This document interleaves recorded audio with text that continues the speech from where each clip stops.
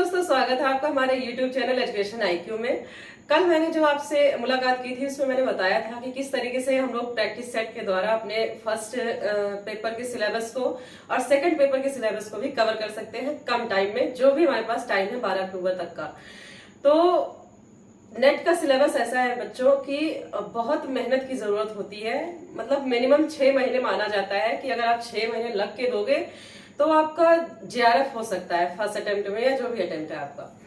लेकिन क्योंकि अब ये वीडियो अब बनने स्टार्ट हो रहे हैं तो मैं आपको अभी का प्लान बताना चाहती हूँ कि कैसे जो भी हमारे पास 22-23 दिन का टाइम है हम लोग उसमें अपनी तैयारी को कैसे इम्प्रूव करें, कैसे कॉन्फिडेंट हो जाएं कि नहीं ठीक है कुछ नहीं होगा तो नेट तो मैं निकाल ही लूंगा, ठीक है, फेल होने के लिए नहीं जाना है, ये सोच करके।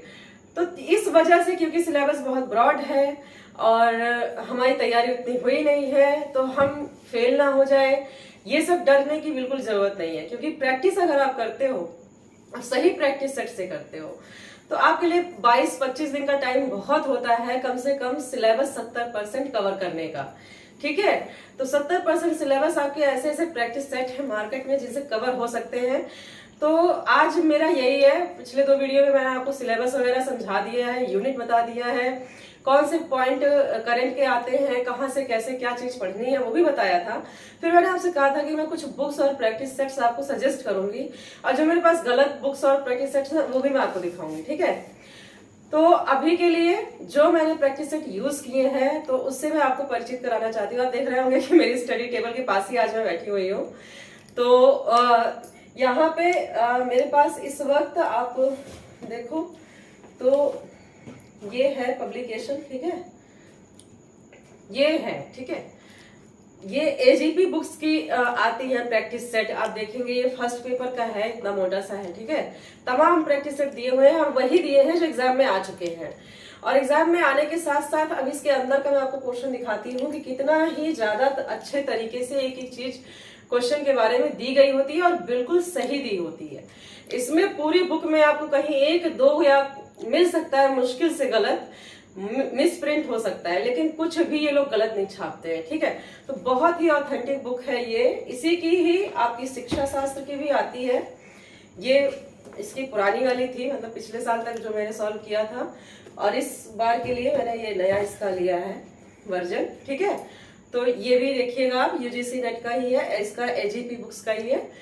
तो ये बहुत अच्छे होते हैं और अभी हम लोग आके देखते हैं कि अंदर कैसी चीजें होती है। मैं आपको आज फर्स्ट पेपर का खोल करके दिखाऊंगी कि कैसे मैंने काम किया हुआ है और कैसे आपको भी करना है।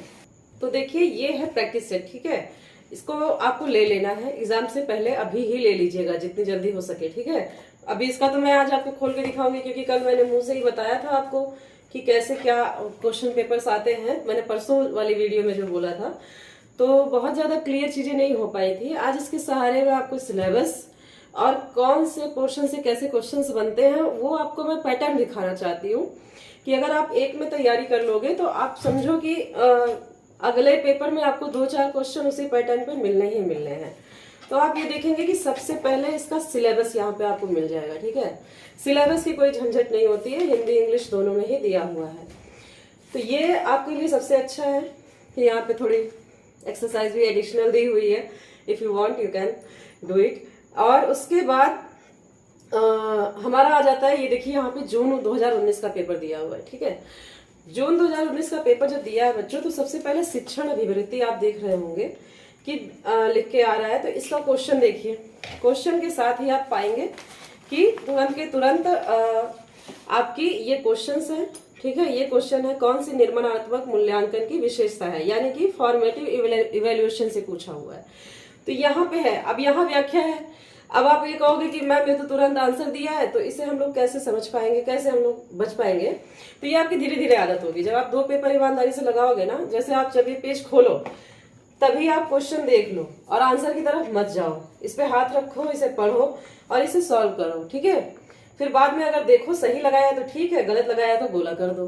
गोला करने के बाद इसे क्या करना है, पढ़ना है। अगर ये फिर भी बहुत कठिन लग रहा है, समझ नहीं आ रहा, तो इस व्याख्या को लिख लेना है, ठीक है। तो इसी तरीके से सारे क्वेश्चंस आप देखेंगे कि शिक्षण अभिवृत्ति के 5 क्वेश्चंस आपको मिलेंगे 2019 में। और यहाँ मैं बस आपको ये समझाना चाहती हूँ कि व्याख्या आप जब देखोगे ना, आपका सिलेबस ऐसा कवर करता है, ये ऐसा कवर करता है कि आपको इधर उधर भागने की नहीं जरूरत है। 10 यूनिट के लिए 10 जगह जाने की जरूरत नहीं है। और बहुत सही दिया हुआ होता है, कुछ भी गलत नहीं लिखा होता है, ठीक है। उसके बाद देखेंगे कि गैर संज्ञानात्मक विशेषता के बारे में पूछा गया है, तो वो दिया हुआ है, उसकी व्याख्या पूरी दी हुई है। तो इस तरीके से 5 क्वेश्चंस हैं। अनुभव शंकु पूछा गया है एडगर डेल का, ठीक है। एडगर डेल का अनुभव शंकु अगर आप मनोविज्ञान की किताब उठाओगे तो बहुत लंबा पढ़ने के बाद आपको ये पीछे मिलता है, ठीक। तो अनुभव शंकु जो है उसके बारे में देखिए, पूरा ये दिया है, व्याख्या शंकु बना के दे दिया है। अब आप इसे पढ़ लो, इसे लिख लो, कभी ये भूलेगा जीवन में, कभी नहीं भूलेगा। और अभी आप आगे देखेंगे तो फिर पेपर में कहीं ना कहीं अगले 1-2 पेपर में आपको एडगर डेल का क्वेश्चन दिख जाएगा कोई ना कोई। तो चाहे ये सीरीज से पूछेगा तो भी आपका तैयार है, अगर ये यहाँ सबसे कुछ भी पूछता है, ठीक है, तो भी आपका तैयार होगा। इसी तरीके से अधिगमकर्ता की सामाजिक विशेषता पूछा गया है, तो यहाँ पे लिखा हुआ है व्याख्या थोड़ी सी, ठीक है। ये क्वेश्चन खैर आसान है, ये आप नहीं भी पढ़ के गए होगे तो कर लोगे। तो इस तरीके से फिर देखो स्वयं का अर्थ पूछा है। स्वयं आप जानते हो एक प्लेटफॉर्म है, तो अभी तो ये स्वयं का पूछा गया था 2019 में, लेकिन अब ज्यादातर परख से पूछा जा सकता है क्वेश्चन, स्पार्क से पूछा जा सकता है। तो परख और स्पार्क के बारे में इस बार तैयार करके जाइएगा, ठीक है, ये बहुत जरूरी है। तो इस तरीके से आपसे नया क्वेश्चन भी कोई ना कोई पूछ सकता है। तो ये हो गया। अब आप देखोगे कि स्वयं जब पूछा गया है तो स्वयं के बारे में इतना अच्छा यहाँ पे लिखा हुआ है ना बच्चों, ये चीज इतनी अच्छे से लिख के दी हुई है, कहीं भागने की जरूरत नहीं है, यहीं पे लिखा हुआ है। लेकिन पहले क्या करना है, मैंने बोला है ना कि आंसर पे हाथ रख के सॉल्व करना है। उसके बाद क्या करना है कि इसे पढ़ना है, न पढ़ के नहीं समझ आ रहा है तो लिख डालना है, ओके।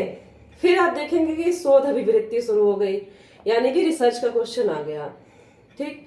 तो शोध साहित्य की एक अच्छी समीक्षा का उद्देश्य क्या होता है पूछा गया है। तो यहाँ पे आप देखेंगे तो ये सारे ही उद्देश्य आपको लगेगा कि ये सारे ही तो होते हैं, है ना, लेकिन इन सारे में से सबसे बेहतर कौन सा होता है, या सबसे इन तीनों को कौन अपने में समाहित करके रखा हुआ है, कौन सा ऑप्शंस, तो आपको उस पर टिक मारना है, ठीक। इसे आप करके देखिए, वहां पे ये व्याख्या दी हुई है इसी तरीके से। फिर आप देखेंगे क्रियात्मक शोध चक्र का सही निरूपण, यानी कि क्रियात्मक शोध के स्टेप्स पूछे जाते हैं कि कैसे ये शुरू होता है और कहाँ पे खत्म होता है। तो ये बहुत एक रटा रटाया क्वेश्चन है, चाहे आपका फर्स्ट पेपर हो, सेकंड पेपर हो।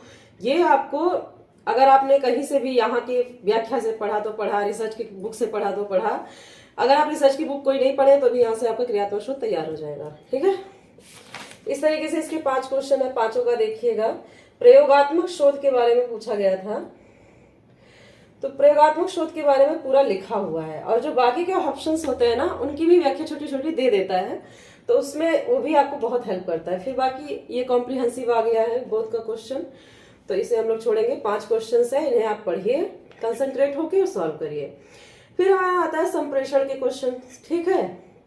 संप्रेषण का क्वेश्चन आएगा, इसकी भी ऐसी ही है, देखिएगा बहुत अच्छी व्याख्या दी हुई है। क्वेश्चन है फिर व्याख्या है, फिर क्वेश्चन है फिर व्याख्या है, ठीक। उसके बाद गणितीय तर्क और अभिवृत्ति जब आप देखोगे तो गणितीय तर्क और अभिवृत्ति आप जानते हैं जो आर्ट साइड के बच्चे उनके लिए थोड़ा मुश्किल हो जाता है। तो वही जो मैंने आपको पिछले वीडियो में बताया है कि क्या करना है, सॉल्व बिना किए नहीं हटना है, यहाँ से सॉल्व जरूर करना है, तुक्का नहीं लगाना है। जब आप सॉल्व करेंगे तो आप अपने मानसिक क्षमता से पाएंगे कि ये आपका 2-3 क्वेश्चन सही हो जाएगा, बस 1-2 ऐसे होंगे जो नहीं सही होंगे। तो वो जब आप व्याख्या देखोगे ना, 10-5 पेपर लगा लोगे तो उनमें से भी चांसेस बन जाएंगे कि एक क्वेश्चन सही हो जाए या फिर दोनों सही होने लग जाए। तो अगर 3 या 4 भी कर लिया तो भी बहुत है, ठीक है। उसके बाद आपका स्टार्ट होता है युक्ति युक्त तर्क का, यानी कि जो तर्क और कथन आते हैं। अच्छा, तर्क और कथन के लिए मैं आपको बोलूंगी कि आप सर्च कर लो यूट्यूब पे, क्योंकि ये किताब से थ्योरेटिकल पढ़ के नहीं समझ आता है। यूट्यूब पे सर्च करो, कोई भी ये डालोगे पॉइंट तो आ जाएगा। जिनकी क्लास आपको समझ में आए उनकी क्लास कर लो, मैंने भी करी थी। तो युक्ति युक्त तर्क आपका वहीं से तैयार होगा जब आप सारी चीजें समझोगे। अच्छा, इसमें 2 क्वेश्चन एकदम रटे हुए आते हैं, बार बार आते हैं। एक होता है ये निगमनात्मक तर्क वाला, और एक सादृश्य मूलक वाला होता है।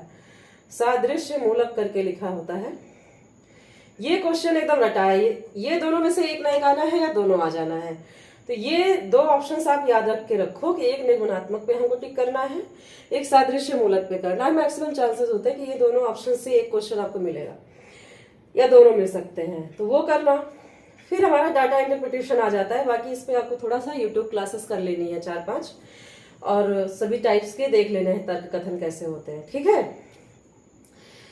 फिर आंकड़ों की व्याख्या है कि डाटा इंटरप्रिटेशन, तो इसमें भी जोड़ घटाना या फिर औसत या फिर आपका अनुपात या इन्हीं सबसे क्वेश्चंस होते हैं। कभी कभी ब्याज वगैरह पूछ लेता है, ब्याज बहुत कम पूछता है अब।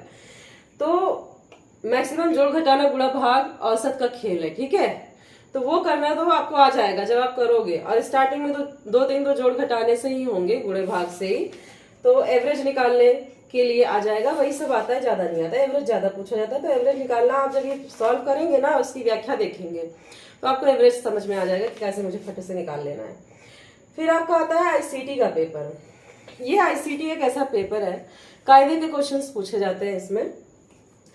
कायदे के क्वेश्चंस आते हैं, और आप अगर कंप्यूटर की बुक लेके बैठेंगे पढ़ने, ठीक है, कभी तैयार नहीं हो पाएगा ये आपका इतने कम टाइम में।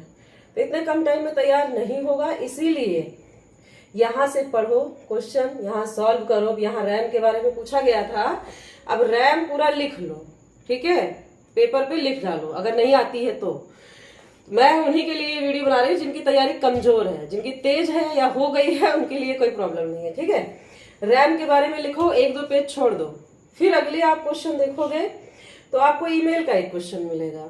ईमेल का यहाँ पे जो व्याख्या दी हुई है उसे पढ़ना है, उसे लिख लेना ईमेल, और ईमेल के लिए भी 3-4 पेज छोड़ देना, क्योंकि जब आप अगला पेपर सॉल्व करोगे तो फिर से आप इस चीज को लिखोगे जब आपका गलत होगा, ठीक है, या जरा से भी कंफ्यूजन, हमें व्याख्या लग रहा है कि यह व्याख्या और अच्छी है, इसमें तो और चीजें भी दी हुई हैं, तो इस व्याख्या को हम लोग नोट करेंगे और जगह छोड़ देंगे कि अगली व्याख्या को भी हम इससे रिलेटेड नोट करना इसी में कर लेंगे एक बार में ही। तो हमें पैटर्न समझ आएगा कि किस पैटर्न में बार बार पेपर बन रहा है, और यही चीज हमें ध्यान में रखनी है एग्जैक्टली, ठीक है। तो पूरा कंप्यूटर पढ़ने की जरूरत नहीं पड़ेगी। और आप जानते हैं कि कंप्यूटर में नेट के पेपर में ईमेल, उसके बाद आपका रैम रोम, ठीक है, यानी कि मेमोरी से क्वेश्चन, ईमेल से क्वेश्चन, और डाटा स्टोरेज से क्वेश्चन, ठीक है, मतलब जीबी एमबी में से कौन सा बड़ा होता है, क्या क्रम होता है, ये पूछा जाता है। और कुछ कभी कभी डिजिटल विभाजन वगैरह से पूछता है, तो वो आप पढ़ोगे, आप नेट के स्टूडेंट हो, आप उतना समझ जाओगे, वो आप कर लोगे, ठीक है। फुल फॉर्म्स पूछता है, जैसे इसमें पूछा गया है पब्लिक डोमेन सॉफ्टवेयर क्या होता है, तो और कभी कभी फुल फॉर्म्स आते हैं, तो वो आपको ध्यान रखना है, ठीक है।